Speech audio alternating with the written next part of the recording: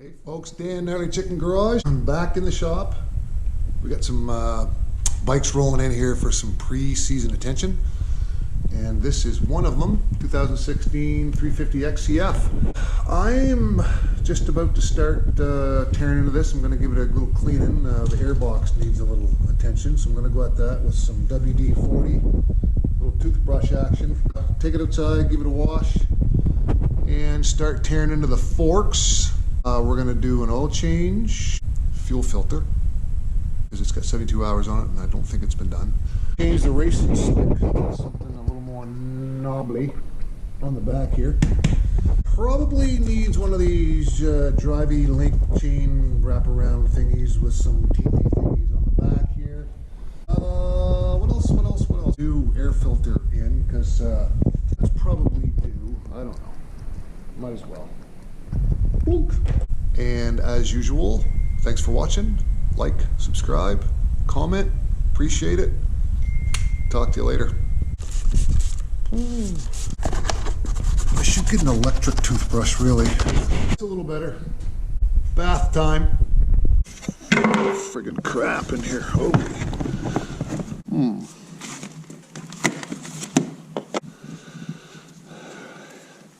Now let's go warm this 350 up a little bit before I dump the oil. Small little dig up the road.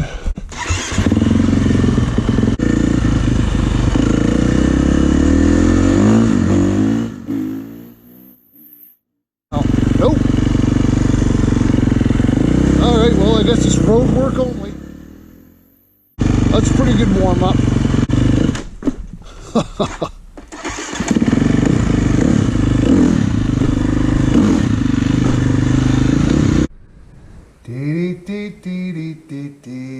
Gone ahead, I've taken out this plug right here. It's a 13 mil. That is your oil screen plug. Your oil drain plug is this one right up there. That's also a 13.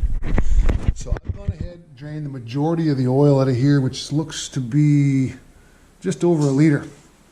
I just figured that would be a little cleaner coming out the side with the bike tilted over on the stand than taking the other one out. And so I've already poked him out with the pair needle nose. That is your oil screen. I'm going to just spray that off with some brake clean. Shouldn't be much coming out of this. I see the crush washer is still on. Oh, yeah, there it is. Good, I got it. Here's the crush washer. And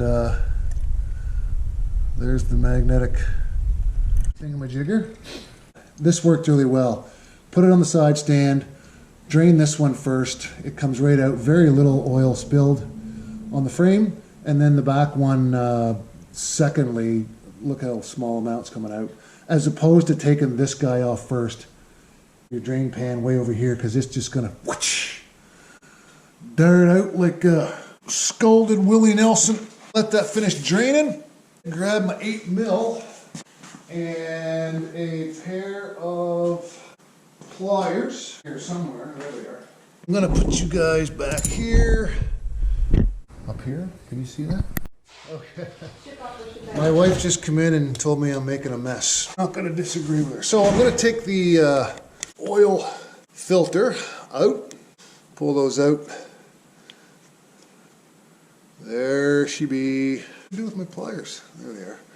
Just gonna capture him, pull him out, and let the rest drain.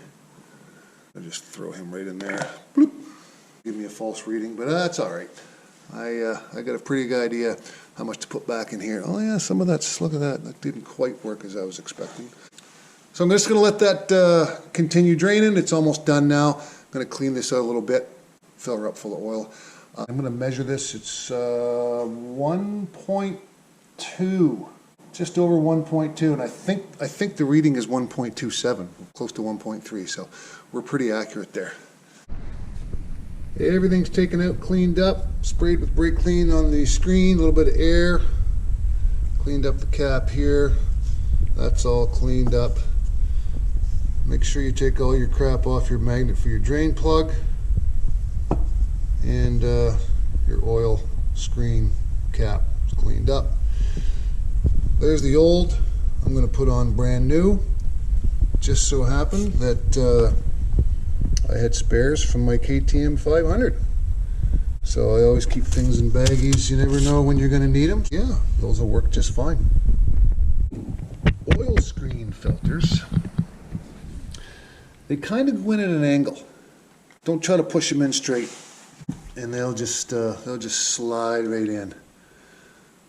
Well, this guy here, it's a tight fit. Yeah, there she goes. Look, this guy here. Get him on there. Good. Yep. There's your old drain plug. She's all cleaned up. I wonder if I can see down there blind.